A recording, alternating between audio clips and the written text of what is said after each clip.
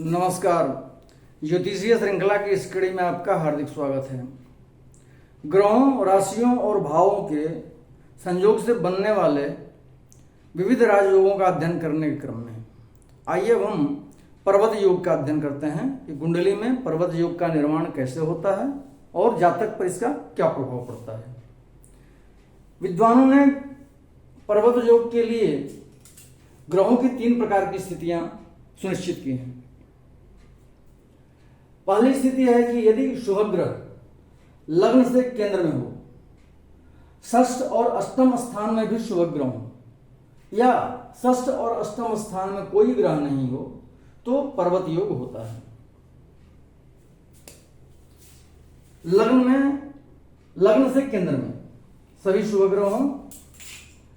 शुभ ग्रह हम जानते हैं बुध, बृहस्पति, शुक्र, चंद्रमा, ये शुभ ग्रह होते हैं जो लग्न से केंद्र में अवस्थित हों, तथा छठे और 8वें स्थान में भी शुभ ग्रह अवस्थित हों, और नहीं तो छठा और 8वां स्थान ग्रह रहित हो, कोई ग्रह उसमें उपलब्ध नहीं हो, तो पर्वत योग का निर्माण होता है।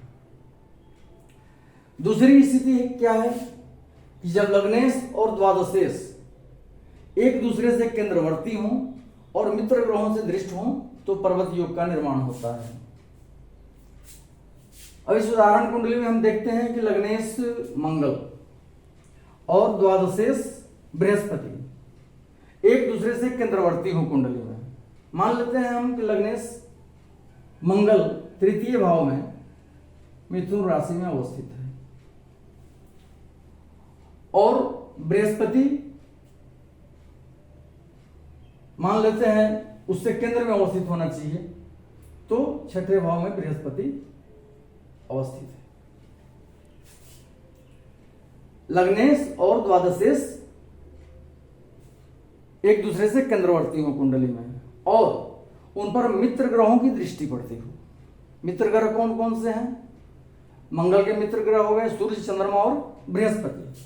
तो बृहस्पति की दृष्टि तो इन पर पड़ेगी नहीं क्योंकि दोनों केंद्रवर्ती हैं, और बृहस्पति की दृष्टि सप्तम, पंचम और 9वें स्थान पर पड़ती है।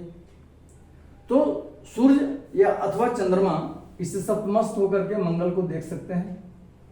सूर्य हो या चंद्रमा, मित्र ग्रह की दृष्टि पड़ रही हो मंगल पर, और बृहस्पति पर भी मित्र ग्रह की दृष्टि पड़ रही हो, तो बृहस्पति के मित्र ग्रह कौन से हैं?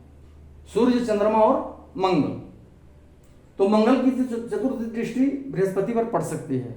अगर बृहस्पति से दशमस्त मंगल बैठा हुआ है या मंगल से बृहस्पति चतुर्थ स्थान में है तो मंगल की पूर्ण दृष्टि बृहस्पति पर पड़ेगी, एक मित्र की दृष्टि पड़ गई, और सूर्य या चंद्रमा जो है सो सप्तम स्थान से भी इस पर दृष्टि डाल सकते हैं। तो मित्र ग्रह की दृष्टि पड़ने से पर्वत योग का निर्माण होता है। पुनः एक बार हम रिपीट कर लें, लग्नेश और द्वादशेश एक दूसरे से केंद्रवर्ती हों और उन पर मित्र ग्रहों की दृष्टि पड़ रही हो तो पर्वत योग का निर्माण होता है। तीसरी स्थिति है कि जब जातक की कुंडली में लग्नेश अपनी उच्च राशि या स्व राशि में अवस्थित हो। लग्नेश की बात है, तथा इसके साथ ही केंद्र या त्रिकोण में स्थित हो। लग्नेश अपनी उच्च राशि में हो या स्व राशि में हो और उसके साथ ही केंद्र में या त्रिकोण में होना चाहिए, दोनों कंडीशन फुलफिल होना चाहिए, और छठा और 8वां भाव में कोई भी ग्रह स्थित नहीं हो। तीसरा कंडीशन। और चौथा कंडीशन, वे अशुभ प्रभाव से मुक्त हो। कौन वे?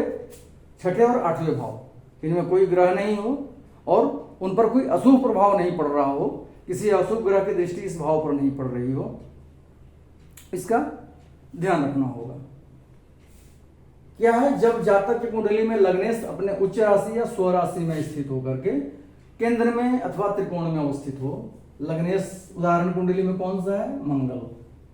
मंगल की स्व राशि है अपनी मेष, अपनी स्व राशि में यहां पर उपस्थित हो, या अपनी उच्च राशि में यहां पे केंद्र में उपस्थित हो, ये दो कंडीशन फुलफिल हो रहा है।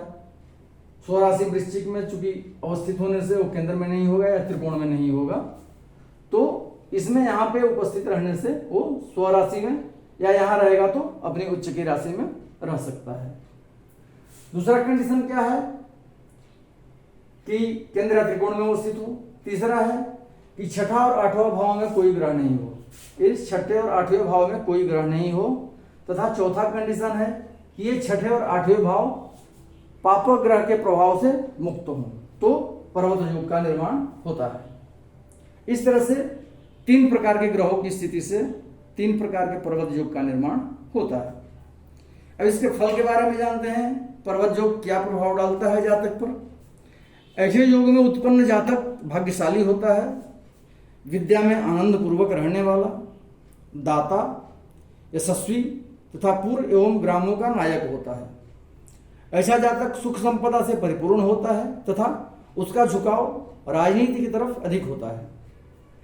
वह समृद्धशाली होता है, शीर्ष पर रहने वाला, महिलाओं के प्रति आसक्त और कलात्मक गतिविधियों में प्रवृत्त होता है। ऐसा जातक स्वतंत्र विचारों वाला होता है, हास्य विनोद करने वाला अर्थात ह्यूमरस नेचर का होता है, गरीबों और पीड़ितों की सहायता में तत्पर रहने वाला तथा अपने भाग्य का निर्माण स्वयं करने वाला होता है। जीवन में भाग्य उसका साथ देता है तथा विद्या के क्षेत्र में ऐसा जातक बहुत उन्नति करता है और ऐसे व्यक्ति की ख्याति सर्वत्र होती है, वो जहां भी जाता है ख्याति प्राप्त होता है। अगले वीडियो में हम कुछ अन्य योगों को लेकर उपस्थित होंगे। नमस्कार।